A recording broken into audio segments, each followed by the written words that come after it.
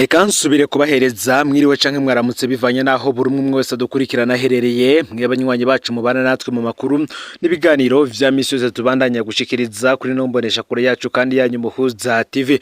Uyu numwanya tugiye kubageza ko amakuru biriko biravugwa bigazwe ko muri kano kanya nga mu gihugu c'u Burundi. Namakuru tuzagaruka cyane ko biriko biravugwa mu bisata bitandukanye ari mu gisata ca politike be n'igisata c'ubutungane. Ndabaye kazi rero ngo mudukurikirana muri nga mu gihugu c'u Burundi mu ntara ziri mu buseruko mu manuko mu buraruko mu burengero abari mu bisagara bitandukanye bigize igihugu c'u Burundi abadukurikirana baherere mu bihugu bigize umuryango w'akarere ka Afrika y'ubuseruko abari ku mugabane wa Afrika ndetse n'abari mu makungu ya kure mwese ndabahaye kaze muri ano makuru.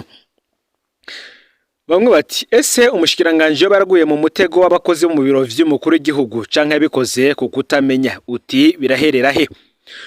Umukuru w'igihugu ese arashobora guca boguza umushikiranganje inyuma yo kumenya ukuri canke aravyihoza? Regideso nayo iremera guheba miliyoni z'ababa 37. Ese upfunze acare kugwa mbega procureur arashobora gusubizwa mu mabanga? Ivyo nivyo bibazo bihambaye byo kwibazwa muri nkuru tugiye kubageza ko iri muco twokwita intambara idasanzwe. Bamwe bati ivyakozwe n'umushikiranganje ubutungane na kamaramaza, abandi bati ivyo yakoze nibiduhereza ingendo nziza yoba igiye kuba muri iki kiringo c'umushikiranganje ubutungane Artemon Katihabwa yoba yarabogoje procureur wa Bujumbura benshi bita Rurari Kabezi yitwa Niyonzima Patrice nkuko biri mu ikete ryashizwe habona ku munsi w'igenekerezo wa 14 gitugutu uyu mwaka w'ibihumbi 2025. Muti iyi dosiye imezite nkuko tugiye kubigaruka ko muvyo umushikiranganje yoba yarahoye procureur wa Bujumbura ngo nuko ngo yoba yarafashe umuntu adatanze umutaye wo kumufata kandi atabimenyesheje abamukurira.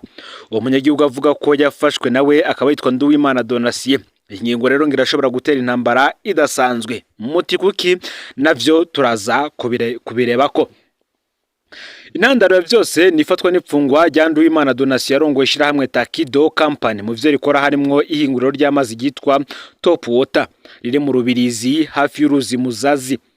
Aho kandi ni hafi y'irindi shirahamwe gitwa kandi Water naryo nyene rikora amazi. Iki naco turaza kugishika ko imbere. Gushiko no munsi wa Donatien Nduwimana apfunga imwibaro rikuru rya Mpimba inyuma y'amanyanga menshi yakoze harimo guherana amafaranga y'abandi yo muri banki be n'amanyanga yo kwiba amazi ishirahamwe Regideso nkuko tugira tuze kubirabira hamwe kimwe. Ubwa mbere iryo shiramwe rigishingwa Donatien Nduwimana ritanguranye n'uwitwa Vedaste Ntirampeba nk'umugenzi wiwe. Uyu yarahunze igihugu ariko batangwa atabikoresho bikwiye bafise vyo guhingura amazi. Aho urongoye shiramwe kandi Water yitwa Claude Nduwarugira vyarashika akabatiza akabaha bimwe mu bikoresho vyo guhingura amazi. Ubwa mbere bakoresha amazi ya Regideso mu buryo bwemewe n'amategeko ariko mu nyuma baciye bakatisha amazi barayiba kugira bayakoreshe batariha. Navyo turaza kubishika ko imbere. Mu nyuma umwe Donatien na Vedaste niho batangura kurondera abandi bosangira imitahe. Aho barumvikanye n'umusirikare Major Tiene Nkengurutse Etienne uwo yarazanye amafaranga arenga miliyoni 10. Uwo Etienne nawe yaciye azana uwundi yitwa Dieudonné bamubwira ko hakenewe amadolari kugira batume bimwe mu bikoresho hanze y'igihugu. Nawe yaciye azana ayashika 5,000 vy'amadolari. Kubera kandi ko uruganda tamodoka rwari rufise zo kunguruza amazi, Major Tiene yaciye arondera umusirikare yitwa Corporal Chef Claude afise imodoka benshi bita Kagongo. Bumvikana ko bayimukoteye bazomuriha buri kwezi. Ivyo umusirikare navyo nyene turabigaruka ko. Inyuma yo gushiramwe imitahe rero abo bose bararindiriye ko baronka inyungu barabura. Ntibigeze basubira kumenya ukuntu amafaranga ari karakoreshwa canke ukuntu ibidandazwa bisohoka.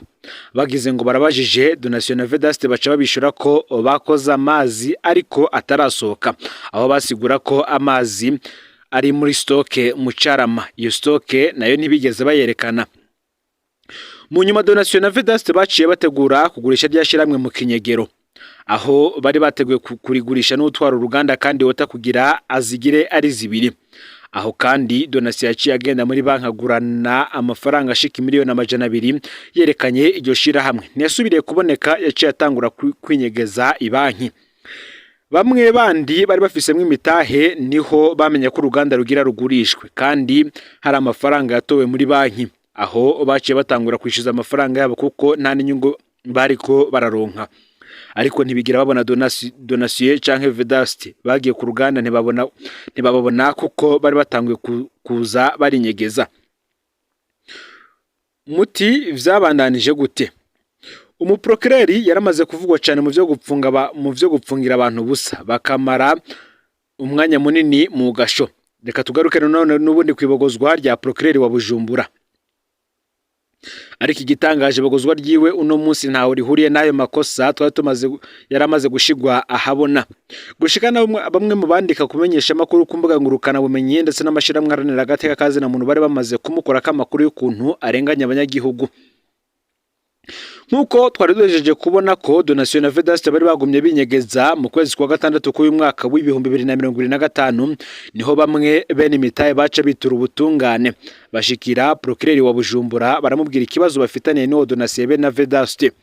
Procureri nawe aca barungikira convocation ariko baranse kwitaba gushika kuri convocation zitatu kuko baca babwira uwari komiseri wa Mutimbuzi nawe akababwira ko atangorane borema azobibafashamwo.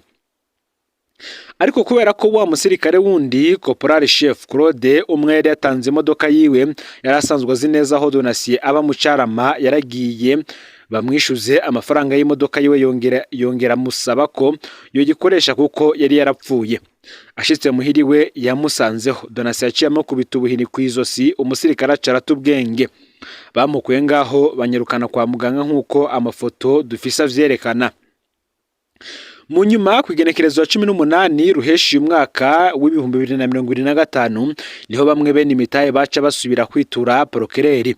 Aho basanze procureri atari hari aca abwira umucamanza yitwa Desire kubandikira manda zibiri, imwe ya Donatien n'iyindi ya Vedaste kugira barengutswe. Aho ntivyatevye bukeye bwaho kwigenekerezo rya 19 ruheshi umwaka w'2025 Donatien yaciye afatwa aca twagwa gupfungirwa mu Kabezi. Ariko Vedaste wewe yaciye ahunga kuko gushika uno munsi atawuzi yari. Nyuma yo gufatwa agapfungwa ni abakozi bo muri banki nabo baca bamenyesha procureri ko nabo bari bamaze iminsi bakiriko bararondera Donatien kuva atoye amafaranga iyo batigeze asubira kubonekana. Muri banki baramurondeye yabishura ko atari Bujumbura yaduze ruguru. Abo muri banki bace basaba procureri ko atorekura Donatien kuko nabo bagiye kumwitwarira. Aho bari bamaze iminsi baja kumuraba hamwe kwihinguriro bamubura. Ariko dusubi inyuma gato Donatien agifatwa yaciye yemera kuba ararishe amwe mu mafaranga y'abanyamitahe. Aho yarabarishe abasubiza imitahe bari batanze muri Tadico Company. Ariko naho Donatien yari yagerageje kuriha procureri yagumye amupfunze kuko banki nayo yari yamaze gushikana ibirego kugira imwitwarire. Ikindi naco nuko procureri yari yamaze kumenya ibanga ry'amanyanga yakozwe muri iryo hinguriro mu kwiba amazi ya Regideso kuko bagumye bakoresha amazi baja kudandaza batariha. Aho yashaka ko rero babanza kwishikira kuri urwo ruganda kuraba ivyayo mazi nkuko amakuru adushikira abitomora. Vyose bimaze kuja hejuru niho haca rero hamenyekana ibanga ry'ukuntu Donatien na Vedaste bari barakoze amanyanga yo gukoresha amazi y'ishiramwe Regideso mu Kinyegero. Muri rya shiramwe ryabo kugira bikunde bakoresha amazi batariha. Muti vyamenyekanye gute? Umwe mu bakoze ayo manyanga yaciye yibira ibanga procureri nkuko amasoko yaca vyemeza. Ngo nawe yahavuye yishikira hamwe hari uruganda mu ntango z'ukwezi kw'indwi uyu mwaka.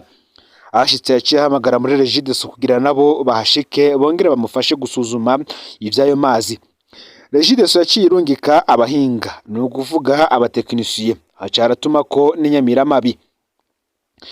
Basanze ivyari vyarakozwe ari akamuna. Donatien na Vedaste bari barafashe umuhora watwara amazi mu ihinguro ryabo wariko kontere Regideso bawusamika ko uwundi muhora baca barawimbira munsi ku buryo amazi bakoresha yoyo ataharugwa na konteri. Aho kandi basanze muri iryo hinguriro ryarakoze amanyanga mu muyaga nkuba kuko nawo ntibawuriha nkuko bigaragarira mu mavideo twaronse mu gutohoza ino nkuru. uwo munsi kandi basanze muri iryo hinguriro hategurirwa ivyafungusi jinja bitarekuriwe n'amategeko badafise uruhusha. Aho haciye hafatwa ingingo yo kuhugara, gushika ubu haracugawe. Aho rero muri Regideso baciye batangura gukora amatoza kugira bamenye ryari iryo hinguriro ryatanguye gukora ayo manyanga ritabariha. Niho rero kwigenekerezo 18 ukwezi kw'indwi uyu mwaka w'2025 Procureur yacandikira umuyobozi wa Regideso amusaba ko boharura amafaranga yategerezwa kuba yararishwe kugira bije muri dossier ya Donatien. Kwigenekerezo ya 27 ukwezi kw'indwi uyu mwaka w'2025 umuyobozi mukuru wa Regideso yaciye yishura Procureur ko bishuza amafaranga y'amarundi yababa miliyoni 37, no kuvuga yari imiliyoni 36 n'amafaranga ibihumbi amajana 751 n'amafaranga amajana 760 y'amarundi. Muti none vyazungurutse gute ngo umushikiranganje mushasha w'ubutungane aca bogoza Procureur? Bamwe bati ubwo si umukozi yaguyemo w'abakozi bo mu biro vy'umukuru w'igihugu. Ico kibazo umuntu yocibaza ubona ko ivyo vyose vyari vyabaye uwo mushikiranganje ataraja muri ayo mabanga. Dutangure tumenyeshe ko Donatien Nduwimana apfungiwe mu mpimba, asanzwe ari inshuti cyane y'umutegetsi akora mu biro vy'umukuru w'igihugu yitwa Colonel de Police Ndayizeye Christophe, yari umuhanuzi mu vy'igipolisi mu biro vy'umukuru w'igihugu. Uwo rero kandi asanzwe ari n'umubanyi w'umushikiranganje w'ubutungane Artemone Katihabwa muri quartier Carama. Uwo kandi niwe yari yagumye telefona Procureur amusaba ko yamufasha korosha dossier akayekura Donatien. Nayo Procureur akamubwira ko ari dossier ndende atabonaho yoyica kuko rimwe vya Regideso ni banki. Colonel de Police Ndayizeye Christophe amaze kubona ko mugenzi we Donatien yapfunzwe inyuma y'ayo manyanga yose, akabona Procureur ntaca amufashije, bagumanya agashavu kuri Procureur Niyonzima Patrice. Mu nyuma habonetse umushikiranganje mushasha abaciye bamusaba ukuntu yokura Procureur, bamubwira ko yari yarafashe umuntu wabaramupfunga atamutatanze. Aha umushikiranganje ngo nigeze atuma ko Procureur ngamubaze kuri iyo dossier yisigure. Ubona ko yari yatanguye yataraja no mu mabanga, ahubwo aciye yandika ikete rimukura mu mabanga, abarahenzwe na wa muhanuzi mu biro vy'umukuru w'igihugu kuko imitahe yo guhagarika Donatien na Vedaste yari yarasohotse. Ikindi naco ngo umushikiranganje yihenze ko ntigeze abaza no muri Regideso ukuntu abahinga basanze rishiramwe rya Donatien ryakoresha amazi n'umuyaga nkuba ryivye. Eka ngo ntigeze nabaza vyinshi kuri rino shiramwe rya Donatien kuko gushika ubu nta n'uruhusha rifise rwo gukora ivyo ryakorera aho hantu harimwo ivyafungusi jinja. Aho rero niho umuntu yibaza nimba umushikiranganje atoba yaraguye mu mutego canke yoba yabikoze atabizi. Ngice bikoze ni dossier iboneka ko izobandanya hagati yabo bategetsi. Aha niho hagarukiye ino nkuru twabateguriye, hageze gishasha ciyongera ko naco tuzogigaruka ko kuri ibi bivugwa kwipfungwa ry'uyu Procureur wa Bujumbura. Amasoko menshi ahaca turonsa amakuru, nako turacarondera amakuru kuri kuvyidosiye kugira ngo tuzobahe umuco ukwiye. Mu yandi makuru, mu ntara ya Burundi abafundi b'indimo ngo bakumiriwe ntibazwi mu mugambwe, biteye agahinda. Akazi gakogwa n'abari mu mugambwe canke incabwenge ziri mu mugambwe gusa. Ivyo nivyo bibazo abafundi b'indimo bo bariko baribaza. Agahinda niko kugararije abafundi b'indimo ku rwego rw'amazone agronome zona bo mu ntara ya Burunga inyuma yo gukumirwa ko batazwi mu mugambwe uri ku butegetsi. Mu ncamake mu ntunganya shanshe y'intara zigize igihugu mu mazone atandukanye y'igihugu harashizweho igisata mu vyo kijejwe harimwo ibidukikije, uburimyi n'ubworozi n'ivyo gutunganya amatongo. Muri ico gisata haciye hasohoka itegeko ry'ubushikiranganje bw'intwaro hagati mu gihugu iterambere rusange n'umutekano ko hoshigwaho abagronome zono bari bahasanzwe bafise matricule. Mu zindi ntara baravyubahirije neza, ariko mu ntara ya Burunga ivyahabereye biteye isoni. Aho muri Burunga urongoye umugambwe CNDD-FDD ku rwego rw'intara Sylvain Nzikoruriho yaciye yizanira abashasha biwe avuga ko aribo azi mu mugambwe, aca bashira muri ico gisata nayo abagronome bo mu mazone bahahora bari bagiranywe. Icagiye gutangaza nuko bamwe bakera bahahora baciye bicara kuko bitokunda ko baja kugwanira ico kibanza nabo bashasha. Ivyo rero vyarateye icuka kibi kuko imyidogo yabaye myinshi muri abo bahahora mu kwibaza nimba akazi gakogwa arabari mu mugambwe canke nimba incabwenge ziri mu mugambwe. Muri rusangi abafundi b'indimo bajumarariye bagasaba ko ivyo bisa amanyanga y'umukuru w'umugambwe mu ntara ya Burunga vyohagarara kugira itegeko ry'ubushikiranganji bw'intwaro hagati mu gihugu iterambere rusange n'umutekano ryubarizwe nk'uko vyakozwe mu zindi ntara. Abahahora babone kugira ikibanza mu mazone bahora bakoramwo kuko ivy'imigambwe atari vyo vyotuma itegeko ritubahirizwa. Ngaho amakuru yaragizwe ko muri kano kanya ufyonde subscribe canke s'abone niba utarafyina ko kugira ngo tuzocekanwa nadushikiriza usangiza no makuru bagenzi aho bari hose kugira ngo nabo baje baramubambere bashikirwa nibiba biriko biravugwa bigezwe ko nga mu gihugu cy'u Burundi hanze imbibe z'igihugu cy'u Burundi ndetse no mu makungu ya kure no Muhuza TV Imana bahezagiye mu bikorwa vyanyu vya misose muriko murakora.